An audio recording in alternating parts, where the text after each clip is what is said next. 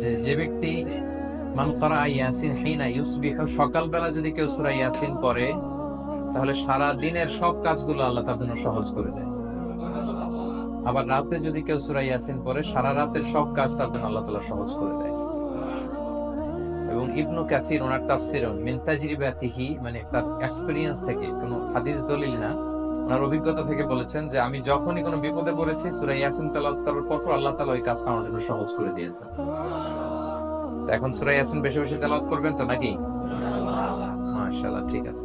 মাক্কি সূরাগুলোর মূল প্রতিপাদ্য বিষয় হচ্ছে তাওহীদ, রিসালাত, আখিরাত। মাক্কি সূরাগুলো সাধারণত তাওহীদ, রিসালাত এবং আখিরাত নিয়ে কথা বলে। সূরা ইয়াসিনও তার ব্যতিক্রম নয়। এই সূরার মূল কথা তাওহীদ, রিসালাত এবং আখিরাত। বিশেষ করে পুনরুত্থান, পুনরুজ্জীবন, the concept of resurrection, life after death, মৃত্যুর পরে যে আবার আমরা জাগবো ঘুম থেকে, আবার জীবন হবে, আবার বিচার হবে, এটা বিশ্বাস হয় আপনাদের? হ্যাঁ, মক্কার লোকদের বিশ্বাস হতো না। তারা অবাক হয়ে শুনতো রাসূল সাল্লাল্লাহু আলাইহি ওয়াসাল্লামের কাছ থেকে যে বলে কি আমরা মরে যাব, পচে যাব, গলে যাব, জীর্ণ শীর্ণ হয়ে যাব, আমাদের হাড্ডি খুঁজে পাওয়া যাবে না, অস্তিত্ব পাওয়া যাবে না, আবার আমরা নাকি জীবিত হব, আবার নাকি উঠবো, আবার বিচার, আবার কি কি বলে মুহাম্মদ। তারা মিলাতেই পারতো না এটা। এই জন্য তাদের কাছে দ্য কনসেপ্ট অফ আখিরা, life after death, specially the concept of রেসারেকশনটাকে ক্লিয়ার করার জন্য আল্লাহ তাআলা এই সূরাটা নাযিল করেছেন। তাহলে এই সূরার সেন্ট্রাল থিম, মূল প্রতিপাদ্য বিষয় হচ্ছে পুনরুজ্জীবন বা পুনরুত্থান, মানে আবার যে আমরা পুনরায় উঠবো। বিশ্বাস হয় আপনাদের? হ্যাঁ, এটা কিন্তু মহাসত্য, বিশ্বাস রাখতে হবে আমাদের যে না, মরে গেলে সাময়িক দেখা যায় পচে যায়, কিন্তু আবার আমরা উঠবো। এবং এজন্যই মুমূর্ষু ব্যক্তির সামনে সূরা ইয়াসিন পড়তে বলা হয়েছে। আপনি যখন সূরা ইয়াসিন পড়বেন তার সামনে কাইন্ড অফ আপনি তাকে বোঝাতে যাচ্ছেন যে আপনি প্রকৃতপক্ষে মারা যাচ্ছেন না, এটা আপনার জীবনের পূর্ণ সমাপ্তি নয়, বরং এটা এই নশ্বর দুনিয়া থেকে আপনার অস্তিত্বের সাময়িক একটা বিদায়। কেউ যে মারা যাচ্ছে, আমার দাদা, আমার বাবা মারা যাচ্ছে, আমরা বিদায় দিচ্ছি, আজীবন হারাই ফেললাম নাকি তারে আমরা? কি সে কি আজীবনের জন্য মিসিং? সাময়িক একটা বিদায়, একটা শর্ট ব্রেক।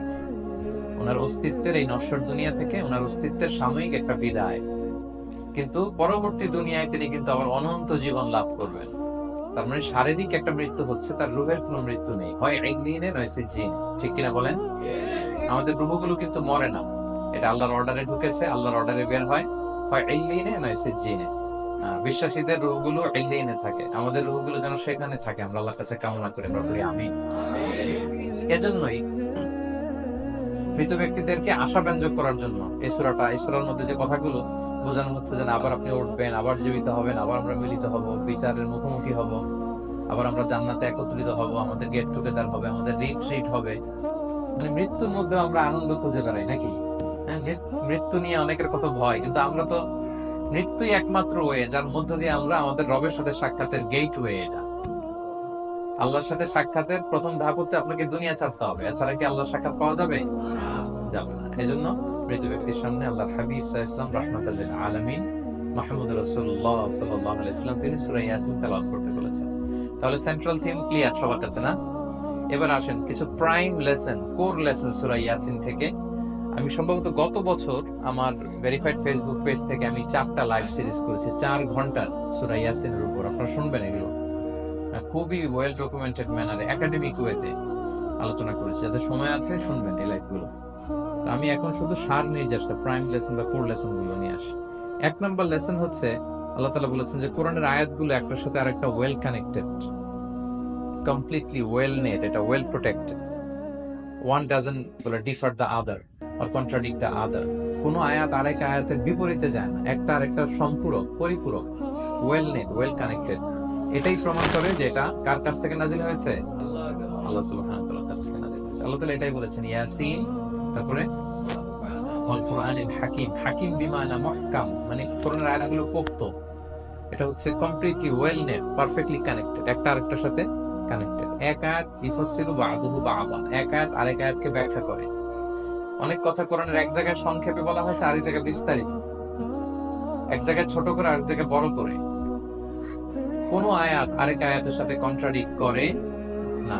আল্লাহ তাআলা বলছেন আফালা ইয়াতাদাব্বারুনাল কুরআন ওয়ালাউ কানা মিন ইনদি গায়রিল্লাহি লাওয়াজাদু ফীহি ইখতিলাফান কাসীরা। তারা কি কোরআন নিয়ে গবেষণা করবে না? এই কোরআন যদি আল্লাহ ছাড়া অন্য কারো কাছ থেকে নাজিল হতো, তাহলে তারা কোরআনের মধ্যে অনেক বিরোধ দেখতে পেত, পরস্পর বিরোধ, অনেক বিরোধ দেখতে পেত। কিন্তু কোরআনের ভেতরে 29 পারায় কোথাও কি এক আয়াতের সাথে আরেক আয়াতের কন্ট্রাডিকশন আছে? কোনো বিরোধ আছে বলেন? না, এটা ওয়েল নেট, ওয়েল কানেক্টেড।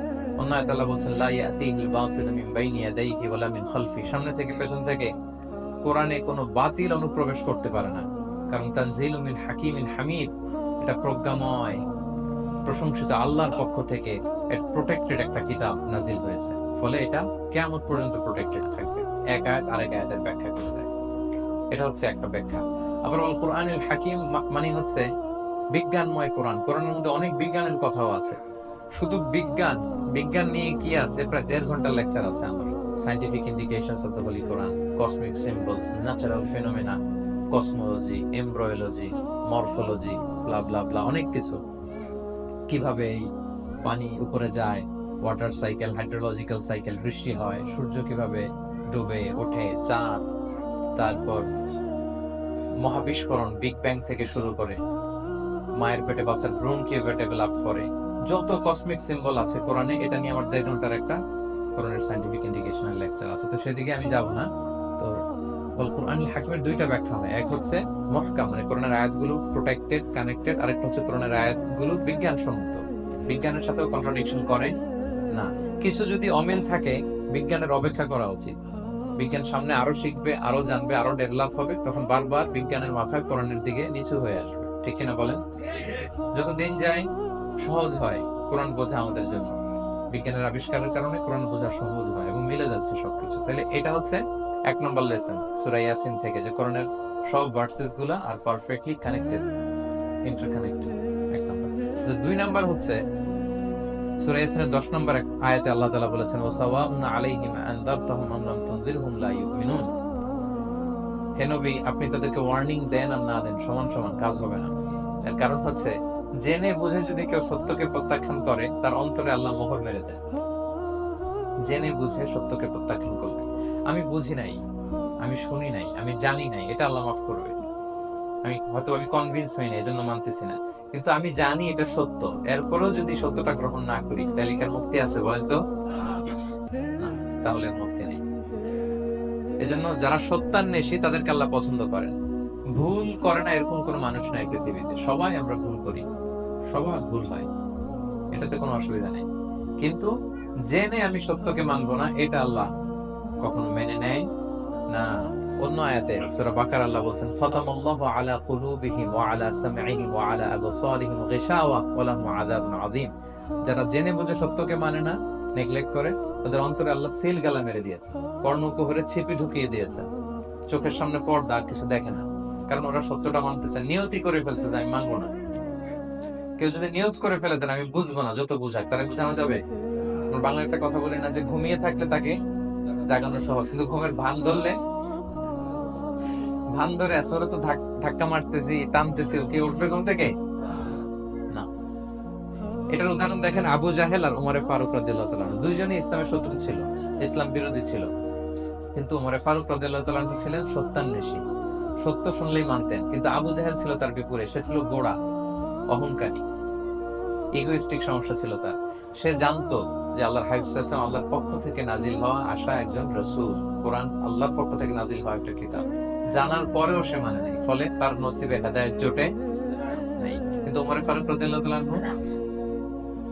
কিছুদিন পরেই উনি শাহাদা পড়ে ফেলেছেন, এবং রাসূল সাল্লাল্লাহু আলাইহি ওয়াসাল্লাম দোয়া করেছিলেন যে আল্লাহুম্মা আইজ্জাল ইসলাম বি আহাব্বি হাযাইনি রাজুলাইনি ইনদাক। আল্লাহ, দুজন লোকের যাকে তোমার ভালো লাগে তাদের একজনকে ইসলামের ছায়াতলে এনে তুমি ইসলামটাকে শক্তিশালী করো।